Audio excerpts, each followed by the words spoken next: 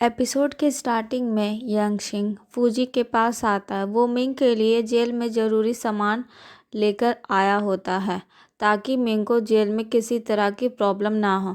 Fuji ये देखकर खुश हो जाती है और कहती है कि वो इतनी जल्दी में भाग कर आई थी कि ये सब चीज़ें लाना ही भूल गए। सेन कहता है कि तुम लोग मिंग को मिलने जाओ। दूसरी तरफ फूजी, यांगशिंग और जेली फाइनली मिंग से मिलने जेल पहुंच जाते हैं। वहां जाकर फूजी कहती है कि यांगशिंग एक ऐसी मेडिसिन लेकर आया है जिससे हम यहाँ के सारे पुलिस ऑफिसर पर यूज़ करके जेल से भाग सकते हैं। फूजी ये भी सजेस्ट करती है कि उन्होंने जो नया होटल खोला है उसे लीज पर देकर जो भी पैसे मिले वो लेकर सब लोग टाउन से भाग जाते हैं। फिर कौन उन्हें ढूंढ पाएगा। जेली उससे कहती है कि अगर वो उस दिन मिंग के साथ होती तो शायद वो भी मिंग के साथ जेल में होती। जेली मिंग से कहती है कि अब राजा से माफ़ी मांग लो, लेकिन मिंग क्लियरली मना कर देती है। वो कहती है मैं माफ़ी क्यों मांगूं, मैंने कुछ गलत नहीं किया। उधर राजा को लगता है कि मिंग उसकी बिल्कुल रिस्पेक्ट नहीं करती। राजा गुस्से में कहता है कि अब उसे ही मिंग की वजह से क्रिएट हुई प्रॉब्लम सॉल्व करनी पड़ेगी, लेकिन मिंग भी अपनी पोजीशन से पीछे हटने को रेडी नहीं होती। वो कहती है कि वो जेल से भागने वाली नहीं है और ना ही राजा से माफ़ी मांगेगी। उसने जो किया उसमें उसे की कोई गलती नहीं है, इसलिए अब जो होगा वो देखा जाएगा। रात को एक मिनिस्टर अपने घर में होता है, तभी उसके पास एक बॉक्स डिलीवर होता है। वो बॉक्स खोलता है और देखकर शॉक हो जाता है कि उसका प्यारा वर्ड बॉक्स के अंदर मरा पड़ा हुआ है। बॉक्स के अंदर एक मैसेज भी होता है जिसमें सिर्फ एक नाम लिखा होता है। इस वक्त दो गार्ड मिंग के पास आते हैं और कहते हैं चांसलर ने तुम्हें बुलाया है, हमारे साथ चलो। दोनों गार्ड्स मिंग को रात के वक्त जेल से बाहर लेकर जाने लगते हैं, लेकिन रास्ते में अचानक कुछ अजीब आवाज़ सुनाई देती है। मिंग देखती है कि जो दोनों गार्ड्स उसे लेकर आए थे दोनों ज़मीन पर पड़े हुए हैं और किसी ने उन्हें मार दिया है। मिंग ये देखकर कंप्लीटली शॉक्ड और स्केर्ड हो जाती है।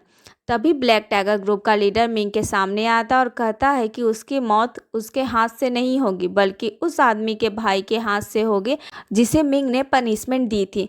वो मरे हुए लड़के का भाई को मिंग के सामने लाता है और ऑर्डर देता है इसे मार दो।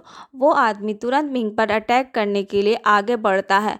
मिंग अपने हाथ में लगी चेन से उसके अटैक को रोकने की कोशिश करती है, लेकिन तभी कुछ गार्ड्स वहां पहुंच जाते हैं और मिंग को बचा लेते हैं। फिर गार्ड्स उसे बताते हैं कि राजा ने सीक्रेटली उन्हें मिंग की प्रोटेक्शन के लिए भेजा था। दूसरी तरफ नैन उस मिनिस्टर के पास पहुंचता है, लेकिन वहां पहुंचकर नैन देखता है कि मिनिस्टर की कंडीशन बहुत सीरियस है। उसके चेस्ट में नाइफ घुसा हुआ था और वो ऑलमोस्ट मरने वाला होता है। नैन उससे पूछता है कि आपके साथ ये किसने किया। मिनिस्टर कुछ कह नहीं पाता, बस एक साइन जैसा कुछ बनाता है और वहीं पर उसकी डेथ हो जाती है। उधर टाइगर ग्रुप का लीडर उस लड़के के भाई को लेकर वहां से भाग रहा होता है। नैन राजा के पास पहुंचकर बताता है कि वो मिनिस्टर मर गया, बस एक साइन छोड़कर गया है। कुछ टाइम बाद मिंग को जेल से रिलीज़ कर दिया जाता है। जब वो बाहर आती है तो उसे पता चलता है कि जेल में जो कुछ हुआ वो बेसिकली एक प्लान्ड सिचुएशन थी।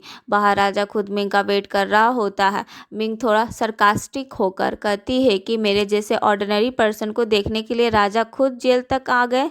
लगता है मैंने लाइफ में बहुत पुण्य किया होगा। लेकिन फिर वो राजा से कहती है कि अगर फ्यूचर में वो उसके यूज़ करके कोई प्लान बनाने वाले हैं तो कम से कम एक बार उससे बता दिया करें। राजा बताता है कि उस मिनिस्टर को भी मार दिया गया है। वो एक्चुअली इस अपॉर्चुनिटी का वेट कर रहे थे कि एनिमीज़ कोई स्टेप ले ताकि उनके बारे में कुछ इन्फॉर्मेशन मिल सके। राजा मिंग के नेक पर लगी इंजरी को नोटिस करता है और कहता है कि कल की फाइट में उसे चोट लगी थी, इसलिए वो डॉक्टर भेजेगा। वो ये भी कहता है कि उसके आदमी मिंग को सेफली घर तक छोड़ देंगे, लेकिन मिंग मना कर देती है। वो कहती है कि अपनी इंजरी का ट्रीटमेंट कैसे करना है उसे खुद पता है। वो थोड़ी देर अकेली चलना चाहती है, इसलिए राजा उसे डिस्टर्ब ना करे। मिंग वहाँ से चली जाती है। मिंग के जाने के बाद राजा अपने असिस्टेंट से कहता है कि कहीं मिंग ये ना समझ ले कि राजा ने सिर्फ उसका यूज़ किया है। उसे डर होता है कि मिंग पूरी ज़िंदगी उसे नफरत करेगी। इधर मिंग अपने ऑफिस के पास पहुंचती है तो देखती है कि बहुत सारे ऑर्डिनरी सिटीजन उसका वेट कर रहे हैं। सब लोग गिफ्ट्स लेकर उसके पास आते हैं। वो लोग मिंग को थैंक यू बोलते हैं और कहते हैं कि अब उनके फैमिलीज पीसफुली रह सकेंगे। उसके बाद राजा चांसलर और कुछ मिनिस्टर को बुलाकर उससे सवाल पूछना स्टार्ट कर देता है। राजा कहता है कि जिस मिनिस्टर की मौत हुई वो कोई नॉर्मल इंसिडेंट नहीं था। राजा को पता चल चुका है कि वो मिनिस्टर बुरे लोगों के साथ मिलकर काम कर रहा था। चांसलर प्रेटेंड करता है कि उसे कुछ भी नहीं पता। राजा चांसलर से पूछता है कि अगर तुम्हारे अंडर काम करने वाले हर डिपार्टमेंट में करप्ट लोग ही हैं तो फिर लीडर होने पर इतना प्राउड किस बात का। ये सुनकर चांसलर डर जाता है। वो अपनी गलती एक्सेप्ट करता है और राजा के पैरों में गिरकर कहता है, मैंने गलती की है, मुझे मेरी पोजीशन से हटा दीजिए।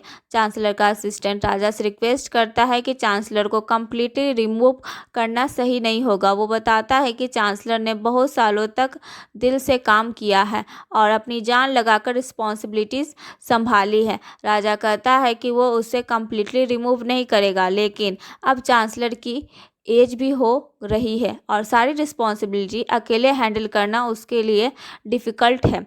इसलिए राजा डिसाइड करता है कि चांसलर के अंडर जो 6 मिनिस्टर हैं वो अब डायरेक्टली राजा को रिपोर्ट करेंगे। दूसरी तरफ फूजी के होटल की ग्रैंड ओपनिंग फाइनली हो जाती है।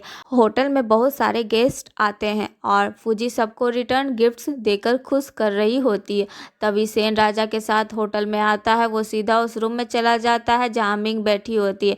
यंगशिंग उसके नेक पर लगी इंजरी पर मेडिसिन लगा रहा होता है। राजा ये देखकर शॉक हो जाता है और पूछता है कि तुम इस लड़के को अपने साथ लेकर क्यों घूम रही हो। मिंग एक्सप्लेन करती है कि यंगशिंग उसका असिस्टेंट है और वो केस इन्वेस्टिगेशन कर रही है, इसलिए इन्वेस्टिगेशन के टाइम यंगशिंग उसके साथ ही रहेगा। मिंग राजा को उस अटैकर का स्केच दिखाती है जिसने उस पर अटैक किया था।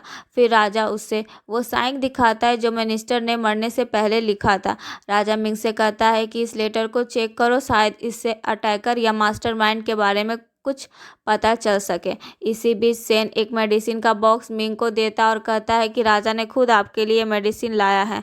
बट मिंग कहती है, मैं दवा लगा ली हूँ, मुझे इसकी कोई ज़रूरत नहीं है। फूजी फिर तुरंत सिचुएशन कवर करने के लिए बोल देती कि वो खाना बनाकर लाती और मिंग को भी वहाँ से लेकर चली जाती। किचन में आकर मिंग राजा के नूडल्स में बहुत सारी चिली पाउडर डाल देती है। इधर सेन ने सितुसु नाम की एक लड़की को बुलाया है। सितुसु अंदर आकर सबको ग्रीट करती है। तभी मिंग भी अंदर आ जाती है। मिंग सितुसु को देखकर थोड़ी सरप्राइज्ड हो जाती है। सेन उन्हें बताता है कि राजा ने सितुसु को बुलाया है ताकि उनकी शॉप फेमस हो और बिजनेस और अच्छे से चले।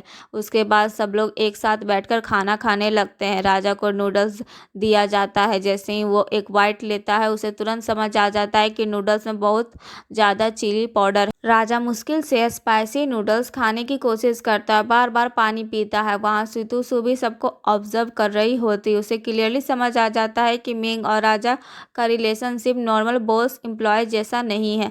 थोड़ी देर बाद मिंग कहती है कि उसे कुछ इम्पोर्टेंट काम है और वो वहाँ से चली जाती है। धीरे धीरे बाकी लोग भी वहाँ से चले जाते हैं। उसके बाद मिंग एक गैम्बलिंग क्लब में जाती है। वहाँ स्टाफ उसे बताता है कि नॉर्मल प्लेयर्स ऊपर फ्लोर पर नहीं जा सकते। ऊपर फ्लोर पर जाने के लिए पहले गैम्बलिंग में 10,000 तक विन करना पड़ेगा। मिंग बिना डरे कहती है कि ठीक है, मैं विन करके ही ऊपर जाऊंगी। लेकिन प्रॉब्लम ये होती है कि कोई भी आदमी मिंग के साथ गैम्बलिंग खेलने के लिए रेडी नहीं होता क्योंकि वो एक लड़की है। तभी एक आदमी आगे आता है और कहता है, मैं इसके साथ खेलूंगा। मिंग उस आदमी को देखती और शॉक हो जाती। वो आदमी कोई और नहीं बल्कि राजा होता है। मिंग राजा को देखकर सरप्राइज्ड होती है और फिर दोनों गैम्बलिंग टेबल पर सामने बैठ जाते हैं। मिंग पूछती है तो गेम स्टार्ट करें और इसी मोमेंट पर एपिसोड ख़त्म हो जाता है। अगर आपको वीडियो पसंद आया हो तो लाइक करें और हमारे चैनल को सब्सक्राइब करके बेल आइकन जरूर दबाएं। मिलते हैं नेक्स्ट वीडियो में, तब तक के लिए बाय।